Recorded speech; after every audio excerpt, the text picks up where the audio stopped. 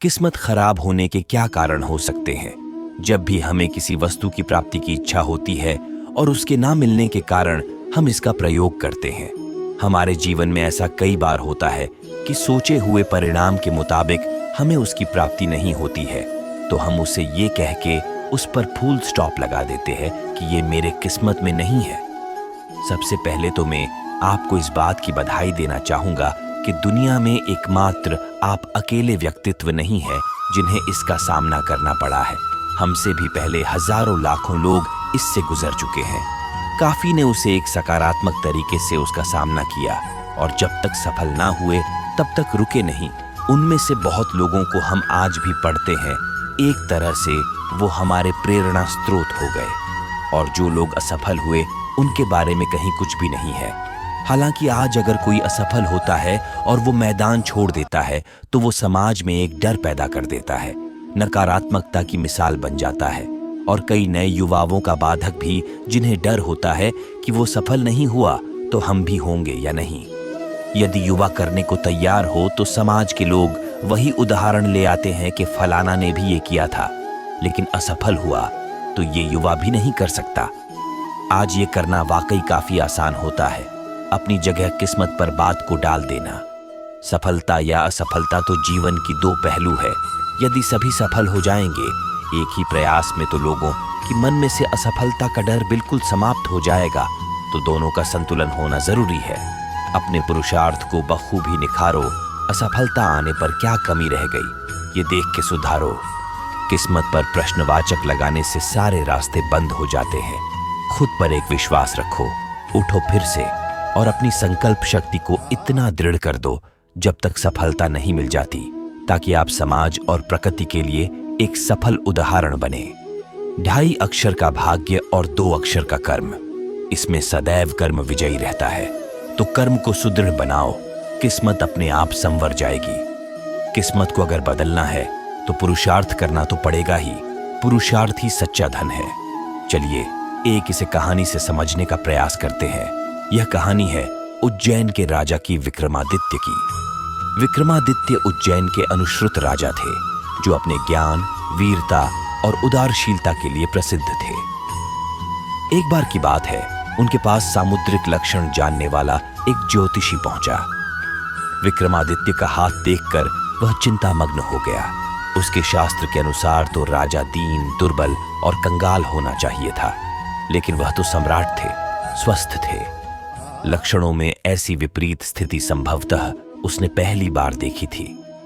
ज्योतिषी की दशा देखकर विक्रमादित्य उसकी मनोदशा समझ गए और बोले कि बाहरी लक्षणों से यदि आपको संतुष्टि न मिली हो तो छाती चीर कर दिखाता हूं, भीतर के लक्षण भी देख लीजिए। इस पर ज्योतिषी बोला, नहीं महाराज, मैं समझ गया कि आप निर्भय हैं, पुरुषार्थी हैं, आप में पूरी क्षमता है, इसीलिए आपने परिस्थितियों को अनुकूल बना लिया है और भाग्य पर विजय प्राप्त कर ली है। यह बात आज मेरी भी समझ में आ गई है कि युग मनुष्य को नहीं बनाता, बल्कि मनुष्य युग का निर्माण करने की क्षमता रखता है यदि उसमें पुरुषार्थ हो, क्योंकि एक पुरुषार्थी मनुष्य में ही हाथ की लकीरों को बदलने की सामर्थ्य होती है। तो इसीलिए भाग्य के भरोसे बैठोगे तो वही मिलेगा जो लिखा हुआ होगा। और यदि आप इससे संतुष्ट नहीं हैं तो ऐसा पुरुषार्थ करो कि भाग्य को भी अपने पुरुषार्थ से खुद के सामने झुकना पड़े। किसी की किस्मत खराब या अच्छी होने के कोई मापदंड नहीं बनाए जा सकते हैं। जिनकी बचपन में और जवानी में किस्मत खराब होती है, उनकी बुढ़ापे में किस्मत बदल भी सकती है। आप नेल्सन मंडेला की किस्मत को क्या कहेंगे, जिन्होंने जीवन के 27 साल जेल के कटघरों के पीछे बिताए। उसके जेलर पीने के लिए पानी मांगने पर उसके चेहरे पर पेशाब कर देते थे। उन्हें खाने पीने की सुविधा भी नसीब नहीं हुई थी। वही इंसान एक समय पर दक्षिण अफ्रीका का राष्ट्रपति चुना गया। उसे नोबेल पुरस्कार और भारत रत्न से नवाजा गया। संसार के अधिकतर देशों के सर्वोच्च सम्मान से सम्मानित हुए। आप अपनी किस्मत को इससे ज्यादा खराब नहीं समझ सकते हैं। जीवन में भाग्य को बेहतर बनाने के कुछ उपाय इस प्रकार हैं। पहला, अवसरों को अधिकतम करना। कल्पना कीजिए कि आप सारा दिन घर पर बैठे रहते हैं। आपके साथ क्या खुशी की बात हो सकती है। भाग्यशाली लोग भीतर से अवसर पैदा करते हैं, उनके सामने आने वाले को नोटिस करते हैं और उसी के अनुसार कार्य करते हैं। यानी भाग्यशाली लोग नई चीजों की कोशिश करना बंद नहीं करते हैं, जबकि अन्य अपने परिणामों की प्रतीक्षा करते हैं और फिर सोचते हैं जैसा उन्होंने किया वैसा ही करो। बहुत लंबा इंतजार न करें, किसी भी अवसर को आगे देखें और कोशिश करना शुरू करें, बजाय इसके कि आप उन बहुत से कामों पर पछताएं जो आपने नहीं किए। दूसरा, अपने अंतर्ज्ञान को सुनें। अंतर्ज्ञान पर आपके कई फैसलों पर भरोसा करते हुए वह आंतरिक आवाज जो आपको एक काम करने की आज्ञा देती है और आपको दूसरा करने से मना करती है, आपके लिए भाग्य और खुशी ला सकती है। लगभग 90% भाग्यशाली लोगों का कहना है कि जब व्यक्तिगत संबंधों की बात आती है तो वे अपने अंतर्ज्ञान पर भरोसा करते हैं, जबकि उनमें से 80% का कहना है कि अंतर्ज्ञान ने उनके व्यावहारिक विकल्पों में सक्रिय भूमिका निभाई। इसलिए आपको अपने दिल की जांच करनी होगी और उसके फैसले पर भरोसा करना होगा। तीसरा, जो अच्छाई आपको मिलेगी उसके बारे में आशावादी। भाग्यशाली लोग सोचते हैं कि 84% संभावना है कि वे अपने जीवन के कम से कम एक सपने को पूरा करने में सक्षम होंगे। सच्चाई यह है कि जितना अधिक आप मानते हैं कि आपका लक्ष्य प्राप्त करने योग्य है, आपके पास उतनी ही अधिक दृढ़ता और दृढ़ संकल्प होगा, और आप जितने अधिक दृढ़ रहेंगे, आपके सपने को प्राप्त करने की संभावना उतनी ही अधिक होगी। अपने जीवन की योजना बनाएं, अपने लक्ष्य निर्धारित करें और चुनौतियों की परवाह किए बिना उन्हें प्राप्त करने के लिए कड़ी मेहनत करें और आश्वस्त रहें कि आप एक दिन उन तक पहुंचेंगे। चौथा, दुर्भाग्य को सौभाग्य में बदलो। सभी भाग्यशाली लोगों का समय आसान और कठिनाइयों से मुक्त नहीं होता है, लेकिन वे इन कठिनाइयों से अलग तरीके से निपटते हैं। भविष्य की कठिनाइयों में पड़ना। विजमैन एक भाग्यशाली व्यक्ति के बारे में बताता है जिसने अपना पैर तोड़ दिया। विजमैन ने उससे पूछा कि क्या उसने देखा कि यह दुर्घटना दुर्भाग्य थी या नहीं। उसने जवाब दिया कि पिछली बार जब वह अस्पताल गया था तो उसने नर्सों में से एक की प्रशंसा की थी और उससे प्यार हो गया था। फिर उससे शादी की और वह उसके साथ 25 साल से रह रहा है। फिर जोड़ता है कि चीजें अब खराब दिख सकती हैं, लेकिन लंबे समय में कई सकारात्मकताएं हैं। भाग्यशाली लोग ऐसा ही सोचते हैं और यह दुनिया भाग्यशाली के लिए है जैसे कि यह अकेले उसके लिए एक दुनिया थी। इसलिए जब यह उसके पास आया तो आया, और अगर यह एक तरफ से प्रबंधित किया गया तो यह दूसरी तरफ वापस आ जाएगा, ताकि भाग्य साबित करता है कि यह भाग्य है। गीता में कहा गया है कि भाग्य के भरोसे रहने वालों को उतना ही मिलता है जितना कोशिश करने वाले छोड़ देते हैं। लेकिन एक कहावत यह भी है कि भाग्य से ज्यादा और समय से पहले किसी को कुछ नहीं मिलता है। हम इंसानों की आम धारणा यह है कि किस्मत में जो लिखा है वही मिलेगा। संभवतः इसी धारणा के चलते आम आदमी अपने लक्ष्य से भटक जाता है और अपने आप को किस्मत के हवाले करके बैठ जाता है। हमें बचपन से यही सुनने को मिलता है कि जो लिखा होगा वही होगा, या चाहे कुछ भी कर लीजिए, जो किस्मत में होगा वही मिलेगा, या समय से पहले और भाग्य से ज्यादा कभी किसी को ना कुछ मिला है और ना ही मिलेगा, या फिर सब पहले से तय है, ऊपर वाले ने जो लिख दिया है वही होना है। आदि आदि। क्या यह सब धारणाएं ऐसे ही बन गईं? नहीं, इन सब के पीछे मुख्य कारण है इंसान की अकर्मण्यता या उसका आलसीपन। इसके अतिरिक्त हमारा अपनी संकुचित सोच के दायरे से बाहर ना सोच पाने की आदत। जो बात हजारों बरसों से दोहराई जा रही हो और जिसे हम बचपन से सुनते आ रहे हों, वो गलत होकर भी सही ही लगेगी। किसी व्यक्ति की छोटी बड़ी असफलता या किसी अन्य समस्या के समय उसके अपने मित्र, रिश्तेदार या परिवार के लोग यही कर उसे धैर्य बंधाते हैं कि तुम्हारा समय खराब है, जब समय ठीक होगा तो सब ठीक हो जाएगा, या जो लिखा था सो हो गया, चिंता मत करो, या फिर भगवान की शायद यही इच्छा थी। उसे कोई यह नहीं कहता कि कोई बात नहीं, असफलता के बाद ही सफलता मिलती है, फिर से प्रयास करो, अच्छे से सोच विचार कर दोबारा प्रयास करो, सब ठीक हो जाएगा। हम इस प्रकार की भ्रांतिपूर्ण धारणाओं में इतने जकड़े हुए रहते हैं कि स्वयं को निष्क्रिय कर लेते हैं या स्वयं को भाग्य के भरोसे छोड़कर बैठ जाते हैं। हम में से कुछ लोग अच्छी बुरी ग्रह दशा की चिंता में ज्योतिषियों या तांत्रिक आदि के चक्कर में पड़कर न केवल अपना समय, पैसा और मानसिक शांति बर्बाद करते हैं, बल्कि स्वयं को निकम्मा बनाकर भाग्य के भरोसे छोड़ देते हैं। यहाँ मुझे एक हास्य याद आ गया। एक बार एक आदमी तरह तरह की समस्याओं से घिरकर बहुत परेशान था। वह एक ज्योतिषी के पास गया और बोला, महाराज, मैं बहुत परेशान हूँ। ज्योतिषी ने उसकी जन्म कुंडली देखकर बोला, ओह, तुम पर तो शनि महाराज की बहुत खराब दशा चल रही है। तुम्हें शनि महाराज को प्रसन्न करने के लिए एक काली भैंस दान करनी होगी। वह व्यक्ति बोला, महाराज, मैं तो बहुत गरीब हूं, भैंस दान नहीं कर सकता। ज्योतिषी ने कहा, ठीक है, तब तुम एक काली बकरी दान कर दो। वह व्यक्ति बोला, महाराज, मैं तो बकरी भी दान नहीं कर सकता। ज्योतिषी ने कहा, तो तुम केवल 5 किलो काले उड़द ही दान कर दो। वह व्यक्ति बोला, प्रभु, मेरी तो इतनी औकात भी नहीं है। अब ज्योतिषी क्रोध में भरकर बोला, जा, जब तेरी इतनी भी औकात नहीं है तो शनि तेरा क्या बिगाड़ लेगा।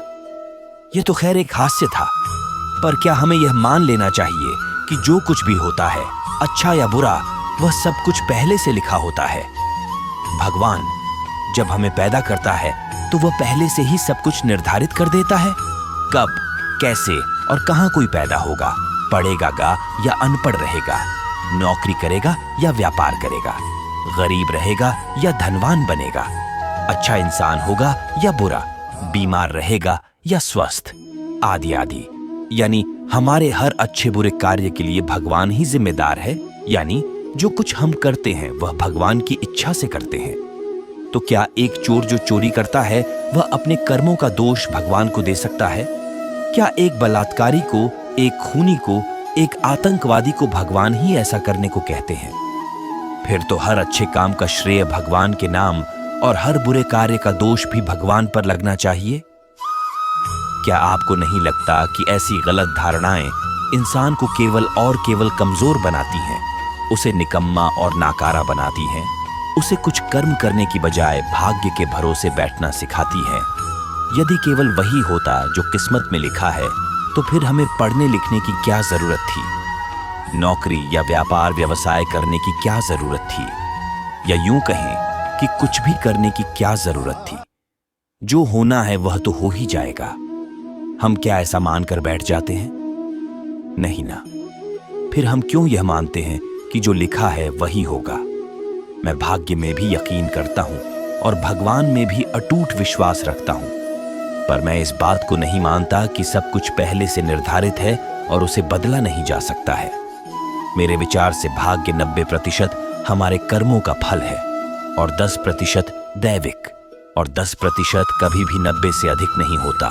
कर्म अच्छे होंगे तो भाग्य अच्छा होगा, और यदि हमारे कर्म खराब होंगे तो भाग्य भी निश्चित रूप से खराब ही होगा। यदि किसी व्यक्ति का समय खराब चल रहा है तो जो भी वह करेगा उसका परिणाम खराब ही होगा। तो क्या उसे सब कुछ भाग्य के भरोसे छोड़कर निठल्ला बैठ जाना चाहिए? नहीं ना। इस प्रकार तो उसका बुरा या खराब समय और भी खराब हो जाएगा। ज्योतिष, यदि आप मानते हैं तो केवल एक दिशा सूचक का कार्य भर कर सकती है, आपका भाग्य बना या बिगाड़ नहीं सकती। अच्छे या बुरे कर्म हमारी सही या गलत, सकारात्मक या नकारात्मक सोच का परिणाम होते हैं। यहाँ यह तो हम समझ ही गए हैं कि अच्छे कर्म हमारे ही अच्छे एवं सकारात्मक विचारों का परिणाम है, अर्थात हमारे अच्छे एवं सकारात्मक विचार हमें अच्छे कर्मों के लिए प्रेरित करते हैं और हम जो चाहते हैं वह पा सकते हैं। यानी अपने भाग्य विधाता हम स्वयं हैं, कोई और नहीं। जब हम जान गए हैं कि हम स्वयं ही अपने भाग्य विधाता हैं, अर्थात जो भी हम चाहते हैं उसे अपनी ओर आकर्षित करते हैं, उसे पा सकते हैं, तो क्यों हम हर बात के लिए भाग्य को दोष देना बंद नहीं करते? फिल्म ओम शांति ओम में शाहरुख खान का यह डायलॉग आपको याद होगा, जब हम किसी को शिद्दत से चाहते हैं तो पूरी की पूरी कायनात उसे हमसे मिलाने में लग जाती है। अर्थात हमारे तीव्र विचार ही हमारी गहरी चाह बनती है और गहरी चाह ही कुदरत या भगवान को हमारी मनचाही वस्तु हमें दिलाने को मजबूर करती है। आप भी अपने भाग्य विधाता बनिए, अपना भाग्य स्वयं लिखिए। इसकी शुरुआत करिए एक सुंदर डायरी से। आज ही एक सुंदर सी डायरी खरीदकर उसमें वह सब कुछ लिखें जो आप पाना चाहते हैं, कब तक पाना चाहते हैं, कैसे पाना है, ये आपको नहीं लिखना है। आपके विचार, आपकी सोच एकदम स्पष्ट होनी चाहिए। अपने आप पर और अपने विचारों पर, अपनी सोच पर पूर्ण विश्वास रखिए। बिना पूर्ण विश्वास के आप अपनी मनचाही वस्तु नहीं पा सकते। याद रखिए, किस्मत की बात है, हाथों की लकीरों में लिखा है जो तकदीर में, जितना ही लिखा वही काफी है। ये सब किस्मत की बातें हैं, हाथों की लकीरों में ना देखो। किस्मत को किस्मत तो उनकी भी होती है जिनके हाथ नहीं होते, बंद मुट्ठी में महफूज थी। तकदीर हमारी खोलकर हाथ की रेखाओं का खजाना दिखा दिया। ये लकीरें भी छल करने लगी हैं, हमसे कभी दिखती हैं तो कभी मिटती हैं। काश मैं बदल पाता वह जो उस विधाता ने लिखा है भाग्य में मेरे, पर शायद आज भी मेरी कलम में इतनी ताकत न तो थी और न ही होगी। एक स्वस्थ मस्तिष्क और स्वस्थ शरीर से बढ़कर इंसान के लिए कोई सौभाग्य की बात नहीं हो सकती है। आप जाइए और अपने सोए हुए भाग्य को जगाइए। आपकी सोच एवं विचार ही आपकी किस्मत के निर्माता होते हैं। मुट्ठी भर लोग ही जानते हैं कि भाग्य होता नहीं, बनाना पड़ता है। निष्कामी लोग ही अपनी असफलता का दोष किस्मत पर डालते हैं। किस्मत ने कभी इंसान को बुद्धिमान नहीं बनाया है। आपके भाग्य की चाबी आपके पास ही है। आलस्य एवं अयोग्यता का अंतिम आश्रय भाग्य ही है। कभी ऐसे व्यक्ति को दुर्भाग्य की शिकायत करते हुए जाना जो सोकर जल्दी उठता हो, कठिन परिश्रम करता हो, विवेकशील हो, अपनी आय के बारे में सावधान हो तथा पूरी तरह ईमानदार हो। एक अच्छा चरित्र, अच्छी आदतें तथा लौह के समान कठोर परिश्रमशीलता दुर्भाग्य के उन समस्त आक्रमणों के लिए अभेद्य होती हैं जिनके बारे में कभी मूर्खों ने स्वप्न देखे होंगे। साधारण व्यक्ति भाग्य में विश्वास करते हैं, चतुर और शक्तिशाली कारण कार्य के नियम में विश्वास करते हैं। सर्वाधिक भाग्यवान वह व्यक्ति होता है जो उठकर घर जाने के समय को ठीक तरह जानता है। उद्यमशीलता सौभाग्य की जननी है।